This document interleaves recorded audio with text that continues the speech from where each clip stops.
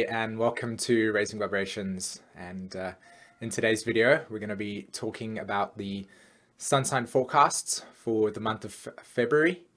And in last month's description, I shared a little bit about the way in which the sun sign and the ascendant work together and why these solar cycles are important to watch and listen to. And in today's discussion, little opener, I'm going to be talking about something that's really fascinating, to be honest. It's always been a way in which we've understood astrology. And today we're going to be talking about something called a neutrino.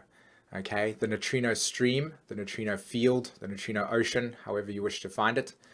It is the Aquarian age, in my opinion, word or terminology for the word for prana or energy or chi that we have labeled as a way to understand information and the way in which we experience this universe. So what is energy? What is the way in which we are having consciousness and the way in which we understand the spectrum of light? So neutrino and the neutrino stream is a neutrino itself is a very small particle, okay? It's actually smaller than an atom, and its mass basically penetrates through atoms. And basically what happens with a neutrino is that it contains information, okay, of everything that it passes through.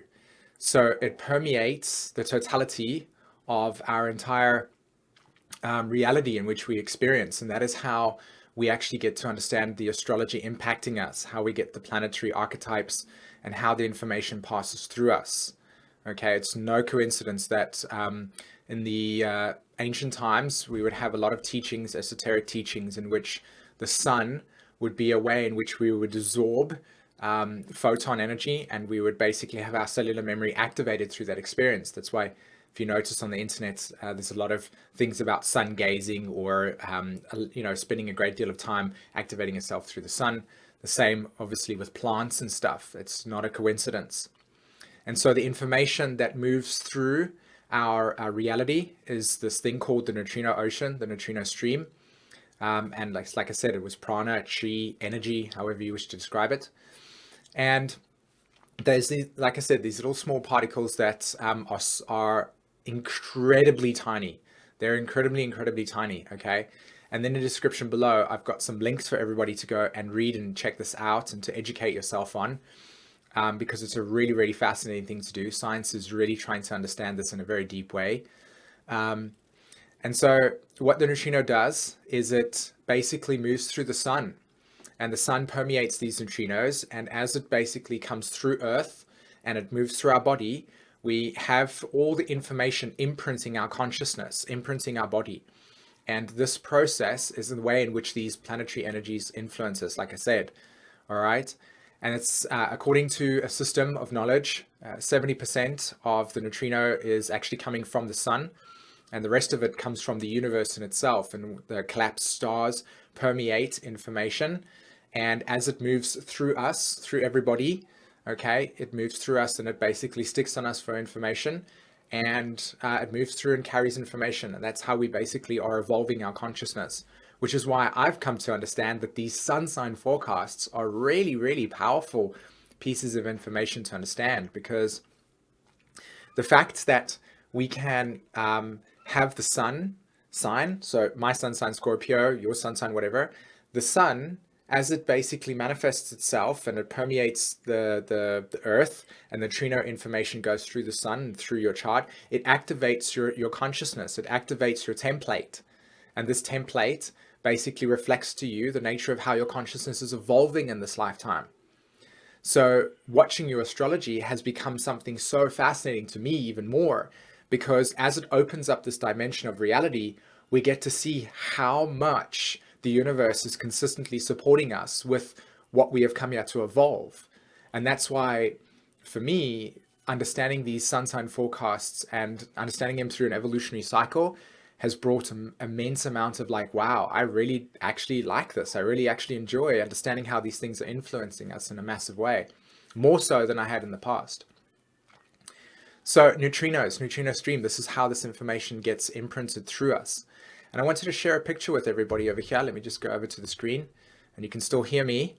And on the right-hand side, you see a guy standing over there and the sun permeating the neutrinos, the information being reflected from the sun. The sun contains light.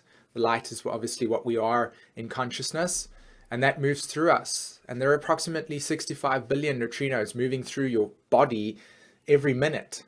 So the capacity for us to actually experience these neutrinos moving through us is so incredibly large. And you can see on the left-hand side over here, the sun, neutrinos from the sun, right? It basically comes from the center of the sun and it moves through all the planetary systems and permeates through Earth. And that's how we obviously are impacted by this. And it's really, really fascinating. And like I said in the description below, there's a couple of links that you can click on to go and read more about this and see some of the experiments that science is doing at the moment to capture this. And according to the way in which they've been able to capture this, only 6% of the 65 million neutrinos has science been able to actually put it down and say, hey, we can spot these things called the ghost particle. So this is a really, really fascinating thing for us to be able to actually track the way in which our consciousness is being imprinted from the neutrino stream. And we're having this happen to us all the time. That's how the nature of the universe moves through us. And we're constantly watching this process just unfold in our way. So really fascinating stuff. All right, guys, I hope that you enjoyed this little introduction. And coming up right now is your sun sign forecasts. Hello, my Aquarius friends, and welcome to your sun sign forecast for the month of February 2017. And I hope you're well. And today we're going to be talking about your solar transits and just basically sharing a little bit about what type of patterning is going to be moving through you this month, and hopefully giving you some perspective on how to integrate any of the possible evolutionary dynamics. I hope you enjoyed the introduction video, and it gave you some interesting insight in terms of how we actually are impacted by these planetary archetypes and how we are basically here as a way in which our consciousness is evolving. And quite frankly, it's quite an amazing experience, to be honest. Okay, so let's have a look, Aquarius. Firstly, let's look at the placement of Pluto in the astrology chart. And for you, the Pluto archetype is in your solar 12th house, and it's been there for quite some time, since 2008. And Pluto transiting your 12th house is like bringing to a closing an entire evolutionary chapter in the way in which you as a constellation have been evolving. Okay, this is a very, very profound and very deep experience. And to me, I feel that to even grasp the magnitude of something like Pluto transiting your solar 12th house is about an hour's worth of conversation, just because of the way and dynamics in which this operates. So just to kind of outline the fundamentals here, the transit of Pluto through your 12th house is bringing to a close the truth in which Aquarius understands itself, the truth in which Aquarius has manifested itself in, for almost 250 years, really.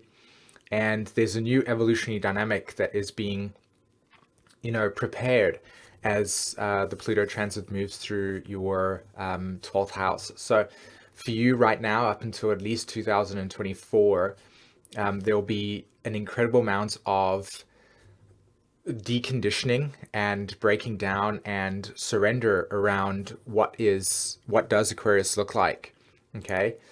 And this is happening to you on a very deep and fundamental level. So the way this plays out more in your own personal life is that you're getting this opportunity to really live out an incredible amount of your dreams. Okay. Any unaccomplished desires, any unresolved emotional realities in which the soul and you as a being wants to experience itself through is being completed. And part of this process is going through deep amounts of inspiration, through an intense amount of loss of meaning, to again following your heart and being completely invested in something that brings you such heights of joy.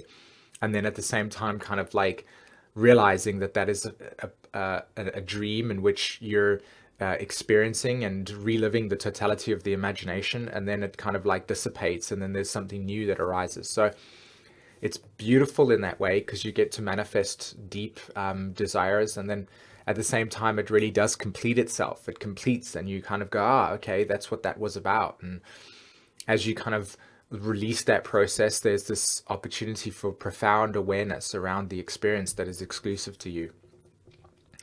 Okay, so if we have a look at Saturn, Saturn is moving through your solar 11th house, and of course for you, this is emotional growth and developing your strong sense of authority around what type of groups you wish to belong to.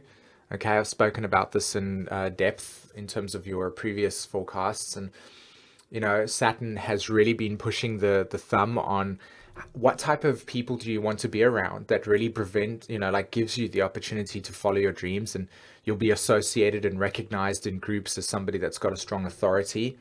And of course, this is a big deal for you because, again, Aquarius is all about groups and friends and connections and communities. And so you're really, really developing a strong sense of foundation around where you belong and how you can be of service and teach greatly a lot of wisdom to group dynamics and be a part of that. So this is something that's obviously moving through you, and you're developing strong emotional maturity through that process. Now the sun is in your solar first house, and of course the solar first house is all about new direction, and the sun is in your actual sign. So for this month, you've really, really been out there and recognized. You've got a lot of energy out there, and people are seeing you. And this is promoting a sense of, this is who I am, or I see myself, I see my reflection, and I'm able to be recognized for this sense of identity in which I'm expressing. So this month has really been about you coming out into the world and having your sense of identity reflected back to you through your expression, okay? Now, if we go look at the transits that are taking place for us on the 3rd of February, Mars and Venus join forces. Venus now moves into Aries, and it joins Mars there in the 3rd house. And your solar 3rd house is all about your capacity to communicate. So not only have you been actively expressing yourself in a big way, Venus is now joining the fold and saying, hey, I'm going to kind of like begin to become even more chatty and even more relationship orientated, and speak quite a lot. And I wouldn't be surprised that you become very, very vocal during this next month as a way of seeing how this Mars-Venus transit is activating with you. And so this is a great opportunity to see the different perspectives that are out there in the world. This is the deeper truth of Gemini. It's your ability to understand the perspectives that exist out there and to observe the different ways in which we as human beings experience ourselves. You know, some people choose to eat Indian food, some people choose to eat, Chinese food, and there are different core philosophies and reasons for that. And that's what this is about. Gemini looks at diversity. So we're learning about diversity this month, and we're learning about the way in which we interact with things. And there's a great opportunity to just watch around you as the multitude of different ways in which we express and communicate and connect is available. Okay. So that's going to be happening for you. And then on the 6th of February, we've got Jupiter now going retrograde. As you can see there, Jupiter goes retrograde. It makes a complete opposition to Uranus, which has also been in your solar 3rd house. There we go. Jupiter in the 9th house retrograde. So what's going to happen here for us, okay, is that as you begin to open your field of vision to the truth that is your own, like your own belief system, your own core philosophy. What is your personal belief system, Aquarius? What do you choose to subscribe to as a way in which you validate your existence? What is your cosmology? And Jupiter's retrograde now for the next couple of months is going to really ask you to say, do you want to continue going down the route in which you believe in, or would you like to renegotiate maybe the way in which you see certain aspects of your truth? And it's just about really getting in touch with that, really getting in touch with the process of what is your personal truth. And there will be great opportunities that will come your way that will ask you to say, yep, I made this choice last time around regarding how I believed about stuff, and now I'm going to kind of rewrite it and say, I want to subscribe this way because I want to see what happens if I choose this path, as an example, okay? So this is very much about you getting in touch with a deeper core philosophy and letting go of a lot of expectations and demands in which we perceive ourselves.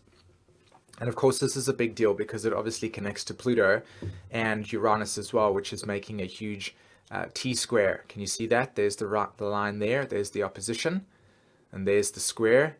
Okay, there's Pluto making a square to Uranus. And of course, Jupiter making the square to Pluto as well. So this is bringing out the deep internal kind of shift in which we perceive ourselves. And for you, this is around your 12th solar house, your 9th solar house, and your 3rd solar house. And these symbols are all about the nature in which we connect and communicate. This is the symbols that help us be able to develop a sense of awareness around what is our intuition versus how do we connect with that intuition? How do we describe our inner feelings and ways in which we connect with life? So there's a great shift that will be taking place during this month regarding the way that you connect with people and the diversity in which you interact and how you communicate and stuff, okay? And how people communicate with you basically as well. So if we have a look at the coming days, then on the 8th of February, we've got Mercury entering Aquarius, which is your sign. So again, adding to this flavor of communication this month. Very chatty, Aquarius. And then finally, on the 14th of February, we've got, sorry, not the 14th, I do apologize. The 10th of February, we've got the lunar eclipse that's taking place in Aquarius. Look at this, okay? There's the lunar eclipse that's taking place between the sun and the moon. And this is on the 10th of February. This is a full moon. And this is obviously affecting you in a very big way, Aquarius, because not only is the moon bringing to your attention the dynamics of your self-manifestation and this expression of outward identity, it's highlighting to you how you're going to be establishing new relationship dynamics, okay, based on these new core philosophies and way in which you communicate. So with this full moon that's taking place, as well as it being lunar, a big sense of belongingness is going to be a part of this full moon for you, okay? Where do we belong? How do we connect with people? How do we feel as if we're loved? And because the lunar eclipse creates an absence, it's going to feel as if we need that. It's missing in our lives. And of course, this is going to set the tone then for the whole of February, for the whole of the year, pardon me. So it's going to be really interesting to watch this pattern unfold. And be sure to write in the comments below in terms of your experience, okay? All right. So on the 14th now, we move over to there, and you can see that the moon is approaching Jupiter. And as the moon hits Jupiter, it highlights to us the first series of events that are going to play through the Jupiter, how the neutrino field is going to influence the way in which Jupiter retrograde is going to play out. So on the 14th, pay attention to what takes place, okay? You'll notice that there'll be some frustration come your way, something that will knock you off course a little bit. And it's just about paying attention to what that was. And that will obviously then set the tone for more awareness around how 2017 is going to play out for you, okay? And of course, this will be definitely about the nature of communication philosophy, all right? And then finally, on the 18th of February, we've got the sun entering Pisces. So that moves out of your solar first house and it moves into your solar second house. And it joins up with the South Node, joins up with Neptune, and of course, Chiron, okay? And your solar second house has been a very big deal for you over the last, I would say, like 5 years, because you're learning about letting go of the old sense of values, you know, your essential needs, the resources, the way in which you invest in life. This is obviously going to come to a big sort of focus point for you. And you're going to begin to ask yourself, what are my essential needs? Okay. There's a lot of letting go of old ideas in which you used as a way of validating your life. Okay. And of course, this ties in beautifully to Pluto transiting your 12th house as the whole entire energy pattern begins to shift for us. And you can see that there's an immense amount of tension that is taking place on the 18th of February. So this is a very intense time. And I think it's important for us to kind of just watch what goes by. Don't pay too much attention to the emotional kind of like drama that takes place, and just kind of watch what goes through and then be able to respond in accordance with that, okay? So On the 25th and 26th of this month, we've got Mercury entering Pisces, okay? And that will obviously then link up with the South Node and the Sun's theme. And then finally, on the 26th, we've got a solar new moon, okay? A solar eclipse, and it's a new moon happening on the 26th. Of course, we'll talk about this. And it's happening in your solar second house. So again, what we're going to be dealing with here is a lot of insight, okay? A lot of awareness and a lot of insight from February, okay? Sorry, not from February, from December, and January is going to flood through our consciousness, and we're going to get a great big dose of Pisces energy. So this is a great time to really get stuck in with what is happening around you on the 26th. Pay attention, okay? There's going to be a lot of insight in terms of what values you feel like you need to be implementing in your life, what type of groups you want to belong to, how comfortable you feel in your security, your ability to feel like you can survive, a lot of those things, and of course the friends as well. What type of friends do you feel like you have value and worth with, okay? All right. Okay, my Aquarius friends, I hope you enjoyed your forecast, and be sure to write in the comments below. And if you're interested in obviously having any readings or learning your chart as an example, or just studying astrology, be sure to check out my site, okay? In the description below is a link, all right? Other than that, have a fantastic week. Take care, my Aquarius friends. Bye-bye.